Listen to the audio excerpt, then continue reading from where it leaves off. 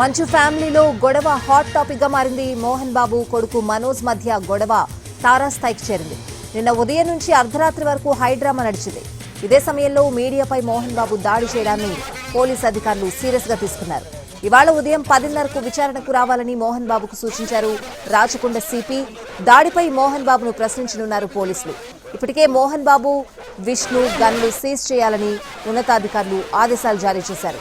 ఇటు దాడి తర్వాత మోహన్ బాబు అస్వస్థతకు గురయ్యారు. దీంతో ఆయన్ను వెంటనే గచ్చిబౌలిలోని హాస్పిటల్కి తరలించారు. మోహన్ బాబు భార్య ఇప్పటికే అదే హాస్పిటల్లో చేరారు.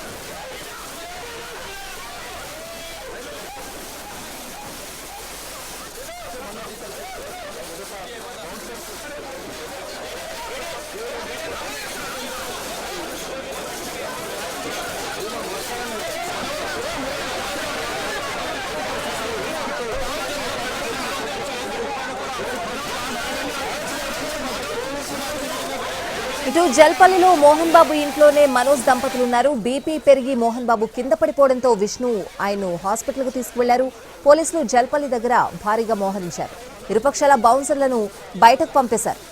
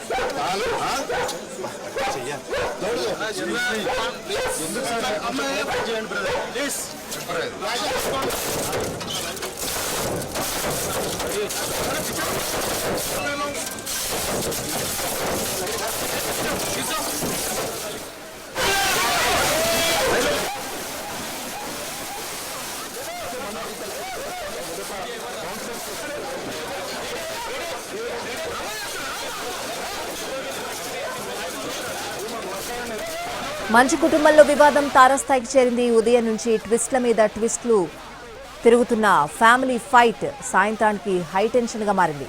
ఇంటి ముందు పెద్ద రగడే జరిగింది. పోలీసు అధికారులను కలిసి ఇంటికొచ్చిన మనోజ్ దంపతులను లోపలికి అనుమతించలేదు. మనోజ్ గేట్ తీయమని ఎంత అడిగినా తీయకుండా బయట ఆపేశారు. చాలాసేపు బయట కార్లో ఉండిపోయింది మనోజ్ భార్య మౌనిక. తన కూతురు లోపలుంది, గేట్లు తీయమని మనోజ్ ఎంత మొత్తుకున్నా తీయలేదు. దీంతో గేట్లు తోసుకుని లోపలికి వెళ్లారు. ఆ తర్వాత కారులో మౌనిక కూడా లోపలికి వెళ్ళింది.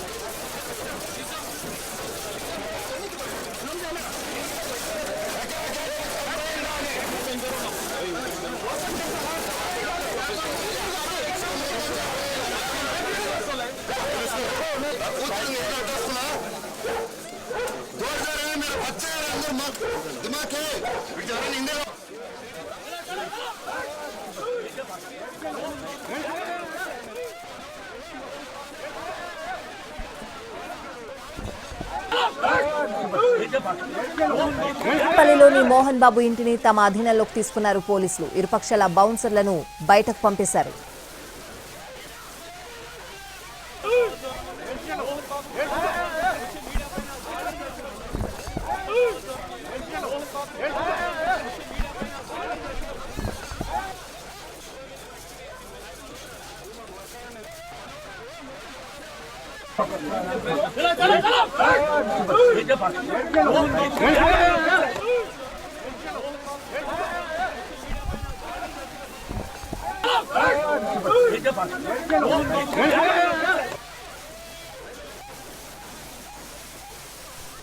మంచు ఫ్యామిలీలో గొడవ హాట్ టాపిక్ గా మారింది. మోహన్ బాబు కొడుకు మనోజ్ మధ్య గొడవ తారాస్థాయికి చేరింది.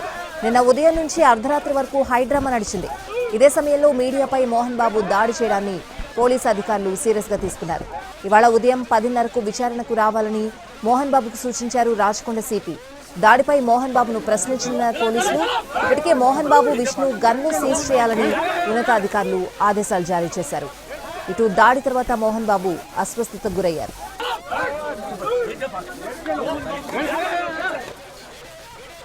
తెలంగాణలో కొత్తగా ఎన్నికైన ఎమ్మెల్యేలు ఎమ్మెల్సీలకు ఇవాళ్టి నుంచి శిక్షణా తరగతులు జరగనున్నాయి. ఎంసీహెచ్ఆర్డీలో తరగతులు నిర్వహిస్తున్నట్లు స్పీకర్ గడ్డం ప్రసాద్ కుమార్, మండలి చైర్మన్ గుత్తా సుఖేందర్ రెడ్డి తెలిపారు. ఢిల్లీకి చెందిన public research studies legislative research institute నిపుణులు శాసనసభ విధానాలు, వ్యవహారాలు, నిబంధనలు, నియంత్రణలు, సాంప్రదాయాలను సభ్యులకు వివరిస్తారు.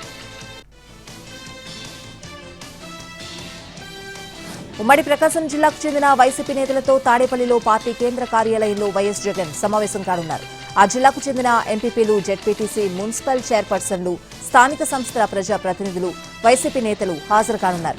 ఈ సందర్భంగా ఉమ్మడి ప్రకాశం జిల్లాలో వైసీపీని మరింత బలోపేతం చేయడానికి చేపట్టాల్సిన చర్యలపై నేతలకు వైసీపీ అధినేత జగన్ దిశానిర్దేశం చేయనున్నారు.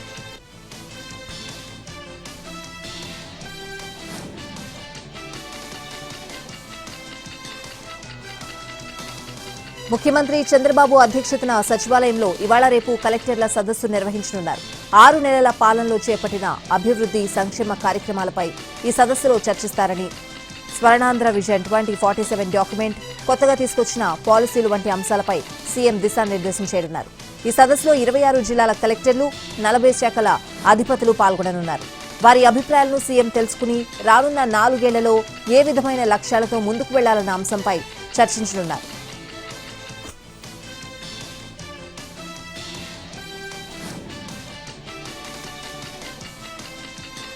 రిజర్వ్ బ్యాంక్ ఆఫ్ ఇండియా కొత్త గవర్నర్ గా సంజయ్ మల్హోత్రా ఇవాళ బాధ్యతలు స్వీకరించనున్నారు. మంగళవారం శక్తికాంత్ దాస్ పదవీకాలం ముగిసింది. అందరికీ వీడ్కోలు చెబుతూ ఆయన వెళ్లిపోయారు. తదుపరి గవర్నర్ గా సంజయ్ నియమితులయ్యారు. ఆయన రాజస్థాన్ క్యాడర్ కు చెందిన 1990 బ్యాచ్ ఐఏఎస్ అధికారి. 3 ఏళ్ల పాటు ఆర్బీఐ గవర్నర్ గా ఉండనున్నారు.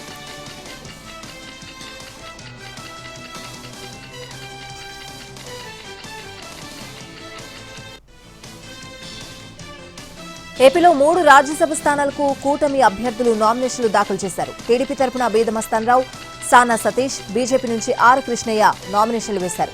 ఈ కార్యక్రమంలో మంత్రి అచ్చెన్నాయుడు, పలువురు ఎమ్మెల్యేలు పాల్గొన్నారు.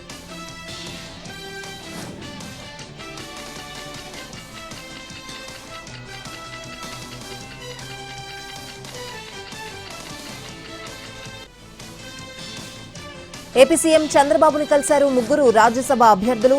టీడీపీ తరపున బీదమస్తాన్రావు, సానా సతీష్, బీజేపీ నుంచి ఆర్ కృష్ణయ్యను రాజ్యసభ అభ్యర్థులుగా ఎంపిక చేశారు. ఈ 3 అభ్యర్థులు సచివాలయంలో నామినేషన్ వేశారు. ఆ తర్వాత మర్యాదపూర్వకంగా ముఖ్యమంత్రిని కలిశారు.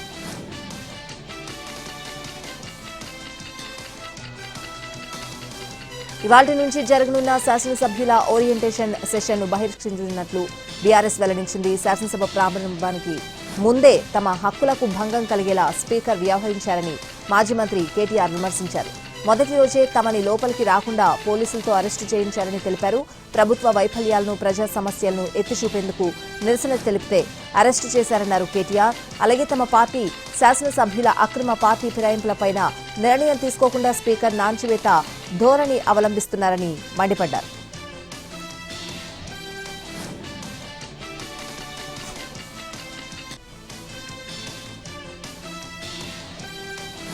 ఎన్ని ఇబ్బందులు వచ్చినా ప్రజావాణి కార్యక్రమాన్ని పూర్తి స్థాయిలో కొనసాగిస్తామని డిప్యూటీ సీఎం భట్టి విక్రమార్క స్పష్టం చేశారు. ప్రజావాణిలో ఇచ్చిన దరఖాస్తులు పరిష్కారం అవుతున్నాయి. ప్రతి పౌరుడికి నమ్మకం కలిగేలా ప్రజావాణి నిర్వహిస్తున్నామని అన్నారు. ప్రజలకు జవాబుదారీగా ఉండాలని, ప్రజల అవసరాలు తీర్చాలనేదే తమ ప్రభుత్వ లక్ష్యమని పేర్కొన్నారు.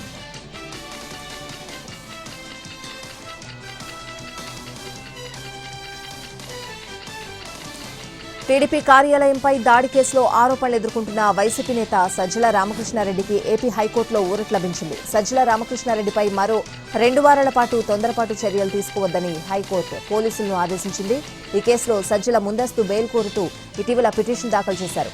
కూటమి ప్రభుత్వం అధికారంలోకి వచ్చాక తమను వేధిస్తున్నారని సజ్జల ఆరోపించారు. తనపై 41A నోటీసులకు అవకాశం లేని సెక్షన్లతో కేసులు పెట్టి అరెస్టు చేయాలని ప్రయత్నిస్తున్నారని వివరించారు. అందుకే తనకు ముందస్తు బెయిల్ ఇవ్వాలని సజ్జల కోర్టును కోరారు.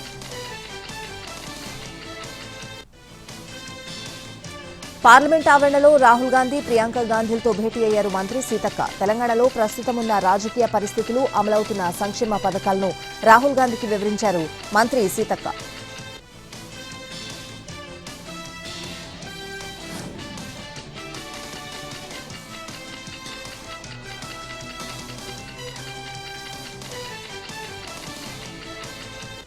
శీతాకాల విడుదలలో భాగంగా రాష్ట్రపతి ద్రౌపది ముర్ము హైదరాబాద్ రానున్నారు. డిసెంబర్ 17 నుంచి 21 వరకు అక్కడే ఉండనున్నారు.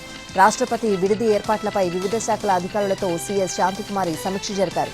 అన్ని శాఖల అధికారుల సమన్వయంతో రాష్ట్రపతి పర్యటనకు ఏర్పాట్లు చేయాలని సీఎస్ ఆదేశించారు. బొల్లారంలోని రాష్ట్రపతి నిలయంలో ఎలాంటి ఇబ్బందులు లేకుండా చర్యలు తీసుకోవాలని అన్నారు. నిరంతరం అందుబాటులో ఉండేలా ప్రత్యేక బృందాలను నియమించాలని అటవీశాఖ ఉన్నతాధికారులను సీఎస్ ఆదేశించారు.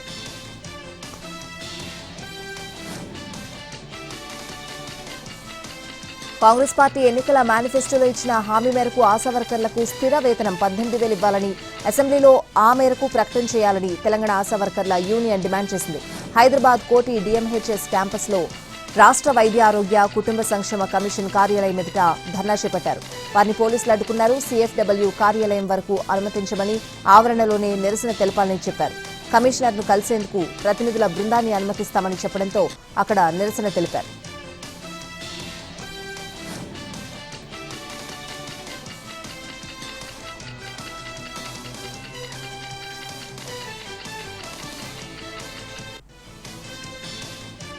శాంతియుత నిరసన తెలుపుతున్న ఆశా వర్కర్లపై చేయి చేసుకున్న పోలీసులను డిస్మిస్ చేయాలని BRS working president KTR demand చేశారు.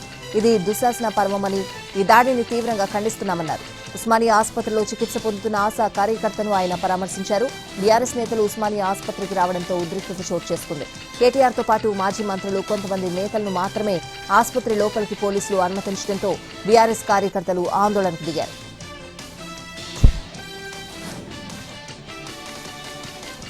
ఏపీ వ్యాప్తంగా లిక్కర్ అమ్మకాలు జోరుగా ఉన్నాయి. ప్రైవేట్ వ్యక్తుల ఆధ్వర్యంలో అక్టోబర్ 16 నుంచి 3,300 దుకాణాల్లో మద్యం అమ్మకాలు జరుగుతున్నాయి.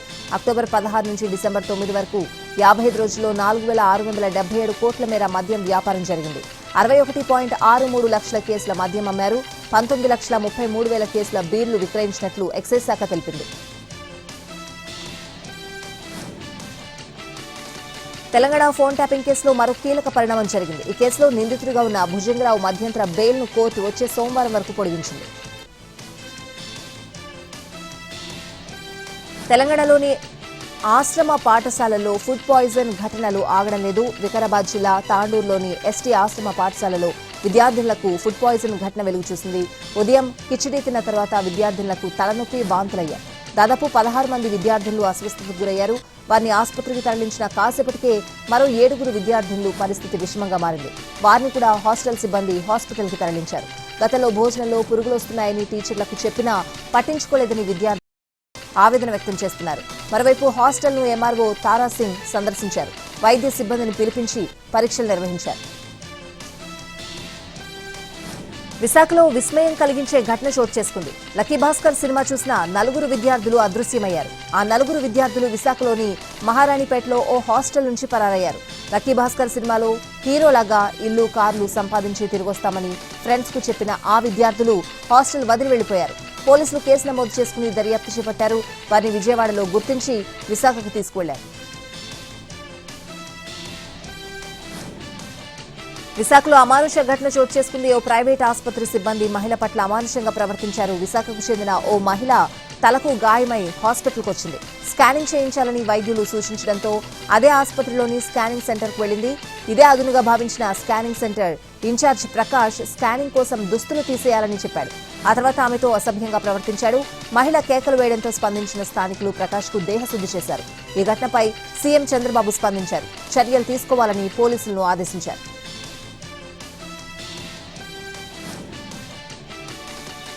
ములుగు జిల్లాలో పెద్ద పులి కలకలం రేపింది. మంగపేట మండలం చుంచుపెళ్లి వద్ద గోదావరి నది దాటొచ్చిందని ఫారెస్ట్ అధికారులు తెలిపారు.